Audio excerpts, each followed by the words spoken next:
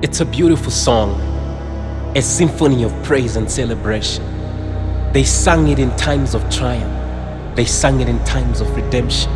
They sang on the top of their voices and they poured their lives on the instruments.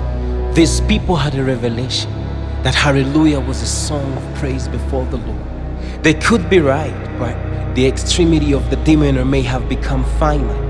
When on Mount Zion his throne was set, and under the shadow of the Almighty his life was kept, the greatest king of the tribe of Judah called it a psalm, a song of degrees. And he danced wild in the midst of thousands, and he tore his royal cloth in jubilation, pandemonium. His choicest queen judged him by the heart. How could a king so honorable disgrace himself in the midst of his humble subjects? Disgrace? Little did she know. The Exodus generation held their rendition profoundly distinct. They sang on the other side of the Red Sea. They witnessed the undoing of civilization's powerhouse by the invincibility of the word and the road.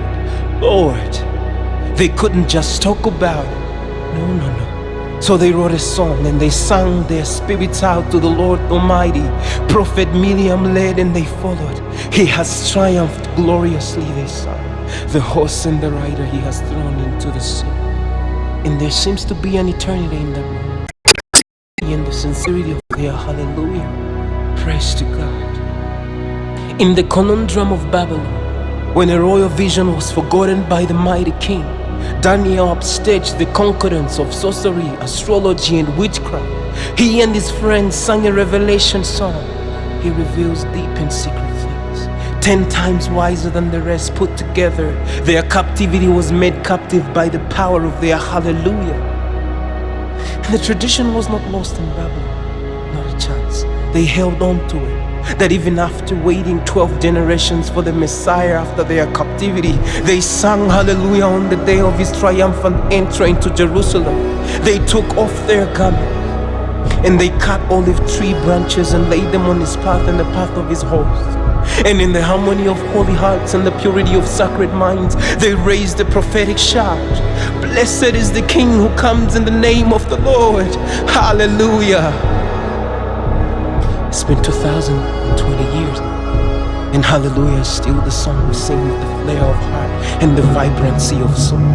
Because the goodness of our God and Father is all we have known through and through. But somehow I find myself embracing a proceeding truth, that hallelujah is more than a melody of praise and thanksgiving, more than a performance of adoration. See, I stumbled upon something the other day.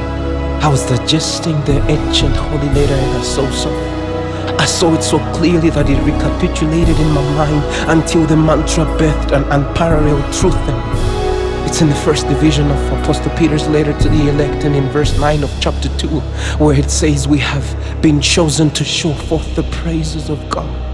Praises of God. Because the praises of God are far too great to be squeezed into just a song or a dance or a shout of praise. We need to show them forth. And so hallelujah was never given only as an activity of praising God, but as the essence of living in the divine. The capacity to demonstrate the love, the power, and the glory of God so that man can see God in us. That wherever we appear, the characters of God must be revealed, because the characters of God are like the fragrance that captures the hearts of men into praising Him. I found out that hallelujah is the sum of all the holy deeds done, every inspired word spoken, the holy songs sung, and the sacred acts performed in the presence of both God and man. So hallelujah is the unmatchable power that proves our identity as the sons of God, and the very atmosphere where God finds the liberty to reveal Himself to all of creation. Hallelujah.